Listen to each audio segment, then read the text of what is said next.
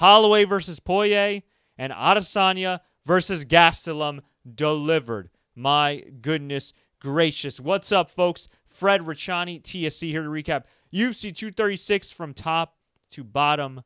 My Twitter feed is absolutely blowing up right now because we witnessed 2 classic fights, 2 new champions, and the champions are officially Max Holloway, still the UFC featherweight champion, but Dustin Poirier, the victor tonight, as the interim lightweight champion. And in the co-main event, we had Israel Adesanya, the style bender, taking on former Ultimate Fighter winner Kelvin Gastelum.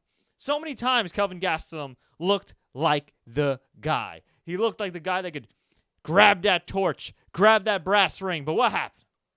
He stumbled. He fumbled. He'd miss weight. He had bad weight cuts. He'd get finished. Something wacky would happen. He's supposed to fight Anderson Silva. Anderson Silva gets suspended for PEDs. There were just a series of missteps. Finally, he found himself in position to capture that elusive UFC title, albeit the interim title. And in round 4, and throughout the fight, really, he had hurt Israel Adesanya. I mean, worse than any fight we've seen Israel Adesanya in, at least in MMA. But what happened? Israel Adesanya came back. Israel Adesanya weathered the freaking storm. Damn near finished Kelvin in round number 5. I can barely talk right now because it's just insane. And there was a point at the end of round 4 where Kelvin could have gotten the win. I mean, he rocked and socked and had Israel Adesanya right where he wanted him, up against the cage. And instead, and I couldn't believe my eyes here, he went for a takedown. He went for a takedown, which Adesanya blocked, and then Adesanya just bludgeoned the hell out of him, as best as I can describe it, in round number 5 to take the fight 3-2 and win the fight via unanimous decision. The final scores were 48-46 across the board. This was an all-time great UFC main event title fight. Brendan Schaub on Twitter calls it the best ever. I don't know if it's the best ever, but it is absolutely, positively right up there. And I ain't going to lie. Okay, I was not terribly excited for this card beyond the 2 main events, and rightfully so, because you look at some of the rest of the card here. Some guy named Dwight Grant beat Jouban. Nikita Krylov beat Ovin St. Preux via rear naked choke around number 2. That was a major result, I think, underrated result, but 2 names aren't really going to get people that excited for a pay-per-view. Khalil Rountree, Eryk Anders, 2 guys who are unranked at the moment. 30-26 across the board for Khalil Rountree, who fought a great fight, chopped the hell out of Eryk Anders, knocked him down 4 times. I mean, you can make the argument Eryk Anders shouldn't have come out for round number 3, but good performances. But here's the thing, man. Like, that's not what it's going to get you excited for a pay-per-view card. What's going to get you excited is high-stakes fight. And I got to tell you this.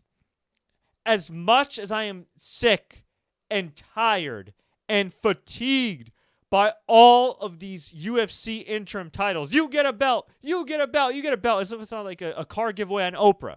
I got to say, all 4 men involved tonight in these title fights, they brought it. And the winners, Israel Adesanya, Dustin Poirier, this meant something to them. This really did. A Kiwi kid representing New Zealand and Nigeria, doing his thing, becoming the 2nd African-born UFC champion in history. Whew, that's incredible. For Dustin Poirier, all of these years, kind of overlooked, getting really close, then he loses to Conor. Getting next knocked out here. He gets knocked out there. I mean, it's just, man, you look at this guy's career, right? I mean, this dude has been around for a long time. When was his first fight? 2009 was his first fight. Fun fact, I actually interviewed Dustin Poirier right before the first time he fought Max Holloway, and he was a rising star, but man, I mean, just the setbacks that this guy has had against McGregor, against Michael Johnson, had the no contest with Eddie Alvarez, and he fought some tough dudes. I mean, Gaethje, Pettis, Alvarez, Holloway, the current featherweight champion, who's already one of the all-time greats in my humble opinion. And for him to have a performance like that, to snap back the head of Holloway, to showcase his power, to show people, you know what? I got the cardio. I don't just got the cardio for 5 rounds. I got the cardio for 5 rounds when the stakes are the highest with everything on the freaking line. And Holloway did look good later in the fight. I mean, the first couple rounds, the guy was getting tagged. The power difference was evident all throughout the fight. But Holloway is a volume puncher, and he kept coming at him. But, man, what Holloway hit Poirier definitely hurt him, but it never looked like he was about to get finished. There were a few times where Holloway looked like he was gonna get finished. And to his credit, he toughed it out. And to be honest, if Poirier didn't take control in round number 5, it could have been a draw. Very similar to the co-main event.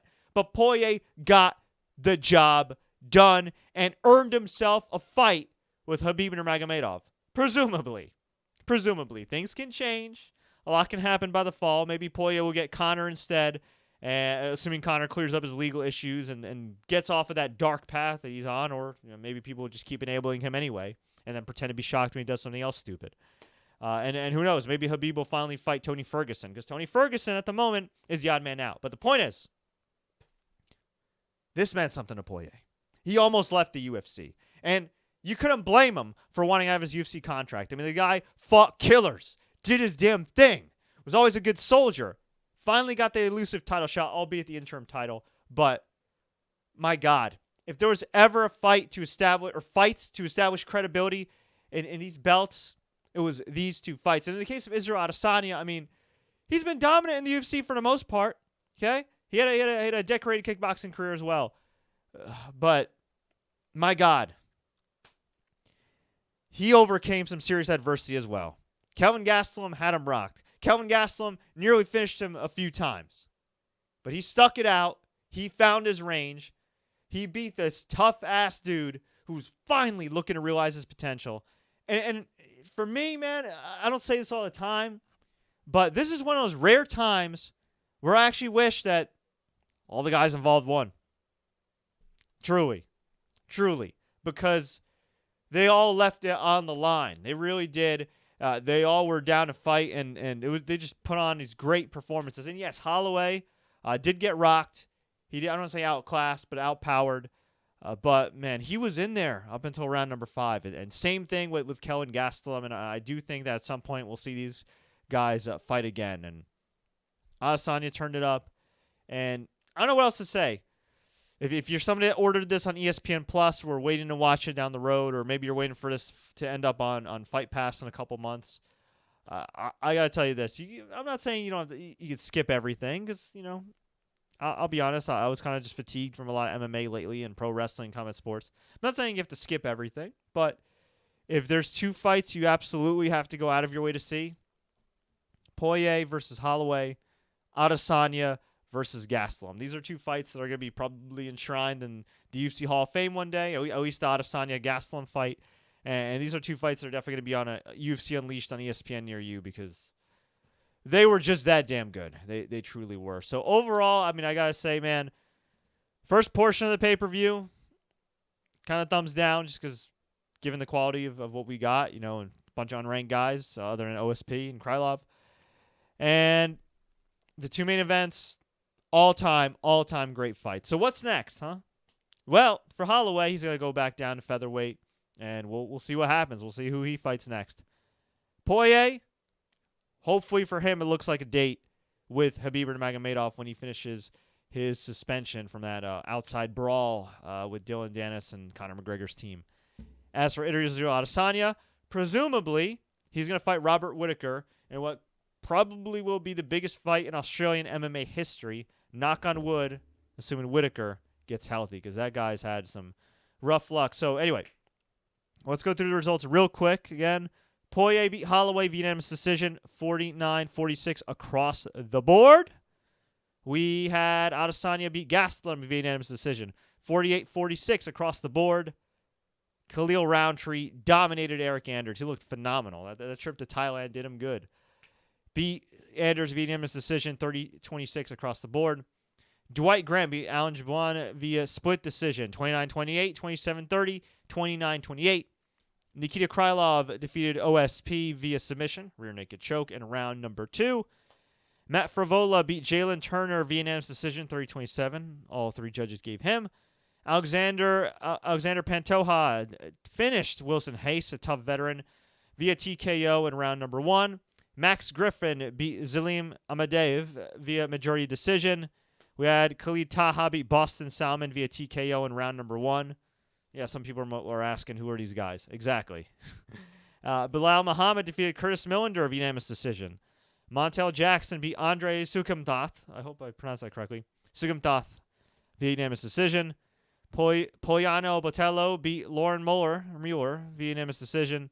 And Brandon Davis beat Randy Costa. I got to go back and watch some of these prelims. Like I said, I was kind of burnt out and ended up just ordering the pay-per-view itself. But, yeah, definitely got my money's worth when it comes to the last 2 fights. So if you haven't watched it yet, you're interested in the replay, definitely check those 2 fights out. But, folks, I want to hear from all you. What do you think about the current state of UFC? What do you think is going to go down in the future with these respective weight classes? Real quick before we go, a few fights coming up next week on ESPN Plus. If you're an ESPN Plus subscriber like myself, you can watch Alistair Overeem versus Alexei Oleinik. That should be one hell of a heavyweight matchup taking place in St. Petersburg, Russia. My good friend Eugene is from there. And then the week after, we get a fight on ESPN. We get Jack Hermansson taking on Ronaldo Jacare Souza, who in my humble opinion is the greatest UFC fighter to never hold the UFC title, let alone get a freaking title shot. Give this guy a damn title shot. But I guess I have a couple weeks to rant about that. Greg Hardy's also fighting on this card, which I don't understand, and he's a piece of crap, so he can go F himself. All right, and then after that, in another week, we have Al Iaquinta taking on Donald Cerrone in the main event of ESPN Plus. That fight's taking place in Ottawa. Holy crap. And then the co-main event's Derek Brunson against Elias Dorado. Iaquinta and Cowboys nuts. That's gonna be a crazy, crazy lightweight fight. And then after that, yes, 4 straight UFC fights coming up, 5 straight if you count this one. We got Rose Namajunas defending her strawweight title against Jessica Andrade, and Jared Cannonier against Anderson Silva in the co-main event. As far as I'm concerned, I think Anderson Silva should only be in Legends fights going forward. Excuse me. Kind of like what Bellator does, but hey, I ain't the booker, right? And Alexander Volkanovski is taking on Jose Aldo. And then after that, we have yet another fight. May 18th in Rochester, New York. Rafael dos Anjos, the former UFC lightweight champion, taking on the tough Kevin Lee. And then from there, we get somewhat of a break because a couple weeks later, we get Alexander Gustafsson, taking on Anthony Smith, who recently threatened to take the head off of Luke Rockhold, whether he wins or loses, because he just doesn't like him. So as far as I'm concerned, we've got a hell of a UFC lineup for the second quarter of 2019. So, folks, let me know what you think. Leave a comment below. If you enjoyed this podcast, please like, share, take care. Subscribe on YouTube and all major podcast platforms. And until next time, everybody, as always, enjoy the fights and congratulations to the Diamond and Style Bender. Wow.